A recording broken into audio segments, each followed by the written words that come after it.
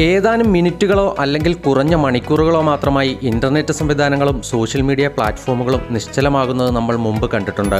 എന്നാൽ സാങ്കേതിക തടസ്സം കാരണം ലോകമെമ്പാടുമുള്ള മൈക്രോസോഫ്റ്റ് വിൻഡോസ് ഓപ്പറേറ്റിംഗ് സിസ്റ്റങ്ങൾ ഇത്രയധികം മണിക്കൂറുകൾ പണിമുടക്കിയത് മുമ്പ് കേട്ടുകേൾവില്ലാത്തതാണ്. ലോകം കണ്ട ഏറ്റവും വലിയ IT നിശ്ചലത എന്നാണ് മൈക്രോസോഫ്റ്റ് വിൻഡോസിന്റെ പ്രവർത്തനത്തിലുണ്ടായ ഗുരുതര പ്രശ്നത്തെ വിശേഷിപ്പിക്കാവുന്നത്.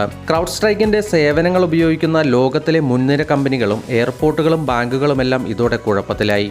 ലോകമെങ്ങും വിൻഡോസ് കമ്പ്യൂട്ടറുകളെ ബാധിച്ച ആന്റിവൈറസ് തകരാർ പൂർണ്ണമായും പരിഹരിക്കാൻ സമയമെടുക്കുമെന്നാണ് ക്രൗഡ് സ്ട്രൈക്ക് കമ്പനി അധികൃതർ പറയുന്നത്.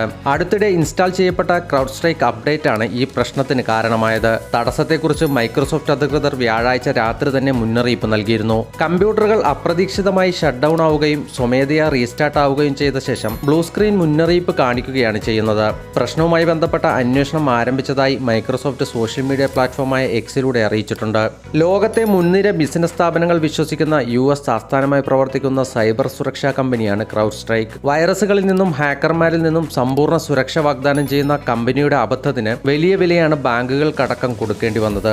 ആയിരക്കണക്കിന് വിമാനങ്ങളാണ് സർവീസ് നിർത്തിവെക്കേണ്ടി വന്നത്. ടിക്കറ്റ് ബുക്ക് ചെയ്യാനും GPS സംവിധാനങ്ങളുമടക്കം തകരാറിലായതാണ് കാരണം. സാമ്പത്തിക രംഗത്ത് ക്രൗഡ് സ്ട്രൈക്കിന്റെ അബദ്ധമുണ്ടാക്കിയ പ്രതിസന്ധിയുടെ വ്യാപ്തി തെളിഞ്ഞു വരുന്നതേയുള്ളൂ. സുരക്ഷയുമായി ബന്ധപ്പെട്ട വിവരങ്ങൾ ശേഖരിക്കുന്നതിനായി ഉപയോഗിക്കുന്ന ഫാൽക്കൺ സെൻസർ അപ്ഡേറ്റ് ഇൻസ്റ്റാൾ ചെയ്തതാണ് തകരാറിന് കാരണമായതെന്നാണ് വിലയിരുത്തൽ.